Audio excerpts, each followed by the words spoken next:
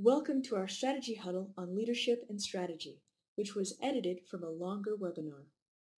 And this, like this question, I'm new to the strategy leader role for our mid-sized company. So what are two pitfalls that I need to watch out for? What are the pitfalls? So, as you can see in my little tongue-in-cheek statement there, what are two pitfalls? And there's three listed and there's more afterwards. So I had a hard time coming down to two, so we have to discuss three, but it's around buy-in at the executive level, and it's around communication. There's a huge pitfall around communication, and then execution is another pitfall, particularly when you're given the context. This is when we're new to the strategy leader position. So the first pitfall, and boy, we've run into this buzzsaw enough, Erica, where we don't have the CEO buy-in. And I cannot stress, it's not lip service. It's not saying, yes, I think this is a good thing to do. Yes, every company needs to do that. They have to really buy into this thing, and their actions speak louder than words. I've seen a couple of situations where the CEO doesn't show up, they don't participate in discussions, whatever else, I think. So then they send a message to the rest of the folks and the team that strategy is not really all that important. So how to improve some buy-in, I thought I put in 2 points there. Involvement from the absolute beginning. It has to be the exec's strategy. So if the executive doesn't own it, they haven't developed it, don't roll it out, because it's just going to be, we'll talk about that later. And they need to be updated on a regular basis. The executive needs to know what the heck's going on. Erica, you got a point you'd like to add? Well, I think sometimes we make a calculated decision to move forward with, you sort of have that CEO sponsorship, but perhaps not, he or she's maybe not driving it to the degree that we would hope. And I do think that sometimes we just need to live with that reality, and see what happens on the other side. And so I do think we've had some successes where the CEO has been brought along to drive it in a much more a vocal way, but the process to get there can be a little bit painful. So. It might take a little bit longer to get there, but it's absolutely critical because they don't own it. Their champions are important. But they're more than they're more than champions in this case. Okay. So the next point has to do with the communication aspect of it, and man, I can't tell you how many times that we thought people understood, and we thought we'd communicated it, and saw what was going on, and we found out that it really wasn't there. So all I can say is crystal clear communication regarding everything about the strategy has to be out there. When you think people really understand, repeat it again. And then, as Michael Porter says here, I got this from him in the next 2 points, actually, communicate the strategy relentlessly to all constituencies. So when you think they've got it, then make sure that they go again. And this point I got from Porter has to do with if your strategy's got some kind of like a moral purpose or a hook to it, it tends to sit with people. So what is a moral purpose? One I thought of, I picked up, is there was a cooperative. It was a dairy cooperative, actually, and their strategy was, the title was Dairy for Life. So there's a moral purpose for this thing. People can kind of buy into this, and they kind of get that. So and also, this moral purpose, if it can be around a picture or graphic, I think it helps to communicate dramatically what we're trying to portray to the folks out there. The message needs to be compelling yet simple. Kraft Foods had one a couple of years ago. They called it their 5-10-10 strategy, where it was all around 5 products categories, 10 brands, and 10 markets. People can get it. People can understand that. Lipton, we all know Lipton tea and so forth, but the companies, their message was paint the world yellow. And we see that in the yellow boxes. Paint the world yellow with Lipton so people can get it. So, Erica, you have a compelling message to tell us. I do. I was just thinking one thing that folks might consider, and I'm sure some of us have done this, is have somebody help craft the message who isn't part of the strategic planning process. Because I think sometimes when we're too close to it, we think it's much more obvious than somebody who hasn't been living and breathing it all the time. And one thing that I've seen work really powerfully as well, and actually a school district that we work with, the superintendent just continually communicates against what the strategic direction is for the school district. And the point related to that is he doesn't change the message. And I think as leadership, we get bored with things quite easily. We want to tinker with the message. And I think what's been really effective for him is he just hasn't changed the message. And we're getting it. We're definitely getting it. So since we believe in it and we get it so much, we made a commitment how many months ago? 9 months ago, to start developing the dash.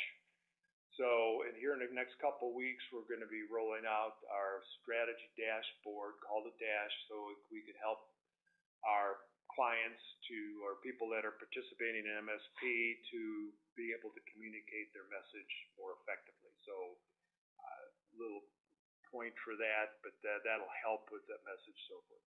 So, in this, what I wanted to is we start.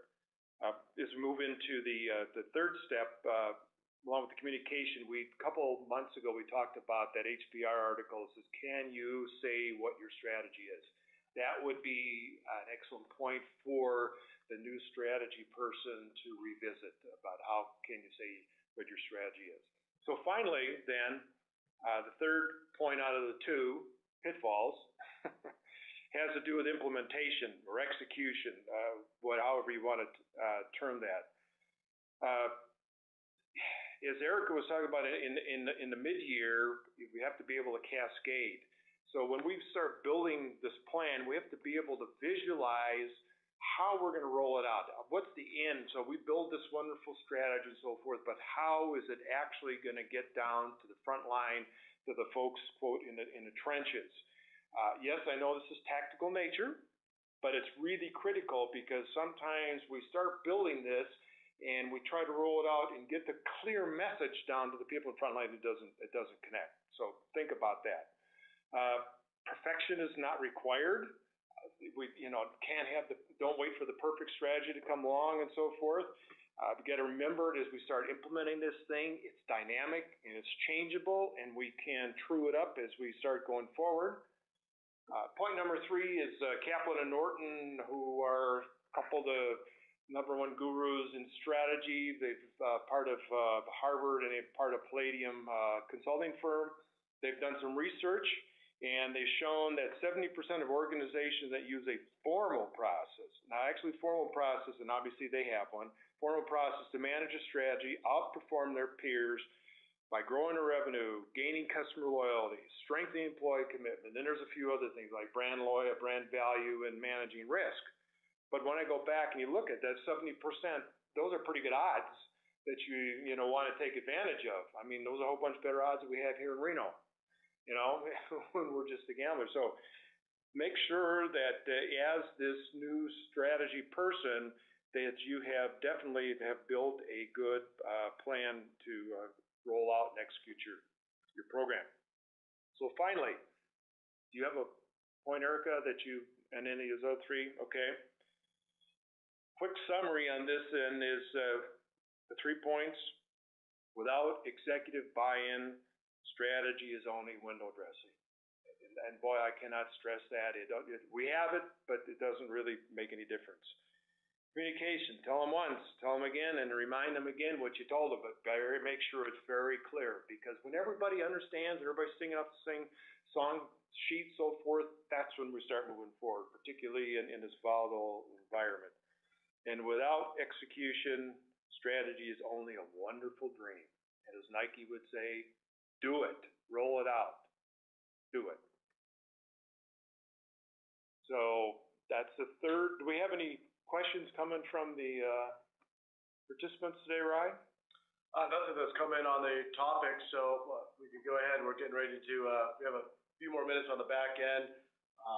Howard and Eric, if you, any other thoughts on this, and we'll see if any other questions come in, feedback on the topics, or just questions in general on strategy. But maybe just feeding into the last thoughts on this, what do we do from a leadership and strategy perspective? And I think oftentimes we talk about execution and execution. And it's like, what does that mean? What are we talking about?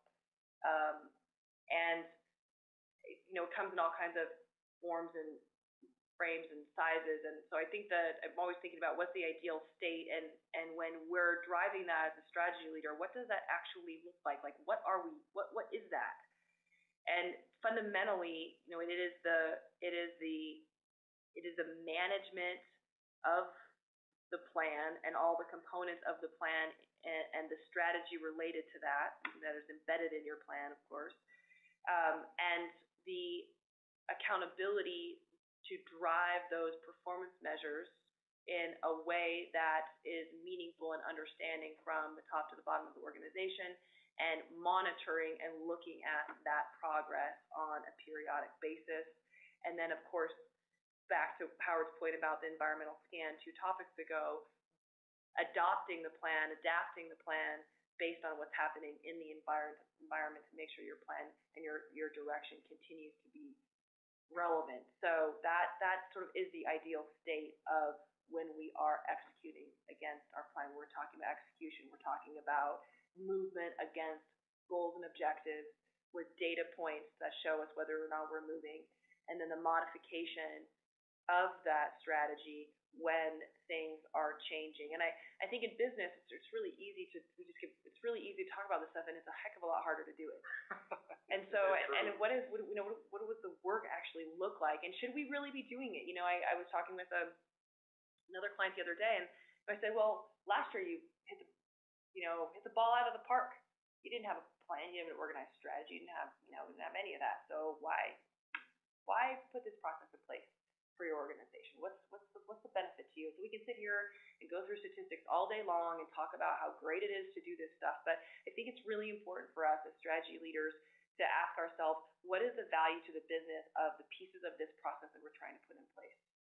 And I don't think just because there's best practices out there and webinars and books and consulting organizations that say we're supposed to do every single piece of this perfectly, that every organization needs to do every one of these areas and strategy to the nth degree. I think it's really important for us to ask ourselves honestly, what is really going to make a difference to our business and our organization today, and focus on those pieces that make that happen. So, and I don't know, Howard, if you have anything to add to that, but we talk a lot about just trying to not be ivory tower about these discussions. Right. We've got to be very practical, because when it's all said and done, we're all trying to do more with less. I know that's a cliche, but boy, that's the environment that we're finding ourselves in. The economy's going to be tough, and we're trying to do more with less. So yeah, let's make it practical. Let's make something happen, and let's not try to be perfect about it. Let's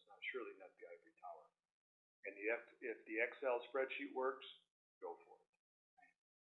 So we have a couple questions or thoughts by a few participants. So the first one, Mr. Marshall wrote, what are your thoughts about using visual tools, that's data boards, message boards, to support the rollout and execution of your strategic plan? Did we pay him to ask that question? No, just kidding.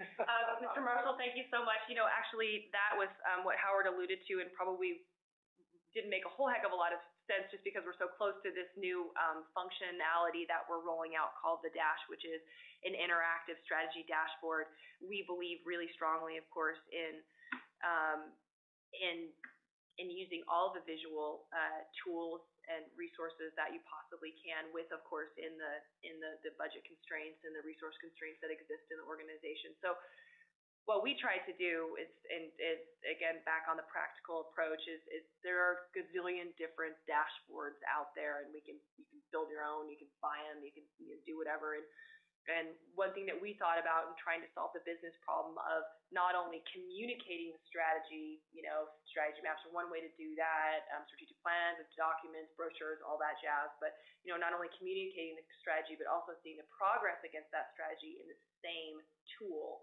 And that was our design direction for this thing that we're calling the Dash, which is an interactive strategy dashboard. So we'll certainly send you a link to check that out. But as it relates to, anything else that exists out in the marketplace as well, which there are plenty of awesome products, I do absolutely think that any way that we can go from bullet points to a visual representation of how the strategy ties together and how we're doing against that, I think we have a much better job of resonating. But, to be honest with you, I don't know if the stats are, of course, on the difference between, somebody on the phone probably knows how important it is for visual communication to land a message.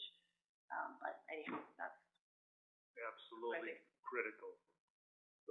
Next point, could hold off on this one until next month, but former visiting strategy leader, someone that joined us before, Mort Glassberg, he wrote, your last point is a good segue to this article, The Execution Trap.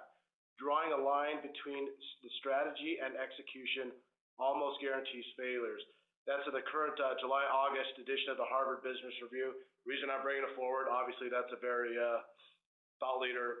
Their thought leaders have great articles there. We frequently read a lot of their stuff. More thought it'd be good to recommend to the audience and possibly even discuss it next month in the Strategy Huddle. So we're definitely going to take that as a thought. Let's see. We also have a bunch of people coming with feedback, so I apologize. We have Tommy Smith, someone that we've worked with quite a bit recently. Appreciate your time, Tommy. The suggestions in the event that a CEO struggles buying into the planning process, but his team does and understands the need for a formal planning process. What would we suggestions for that? Suggestions in the event that a CEO struggles buying into this planning process, but his team does understand the need for it.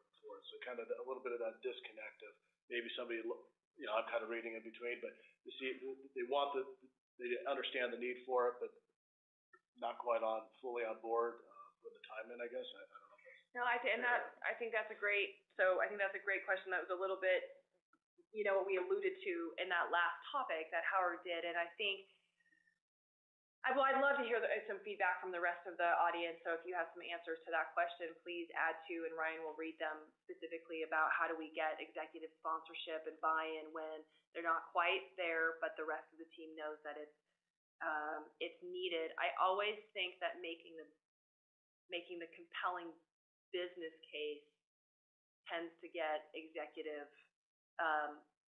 awareness and engagement. I also think asking for them to go with you on the journey and let you prove that it will make a difference to the business is also another approach to that. If you can get their commitment for a period of time, 6 months, to drive the process and show the value to the business in real time and give you that that test space, if you will.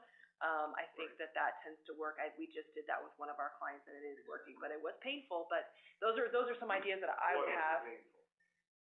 Did you get any comments from? Well, we just had going back to the first question from Mr. Marshall regarding the visual tools, data boards, strategic message boards. He's on a headset, so just typing in here. I thought this is very, very true.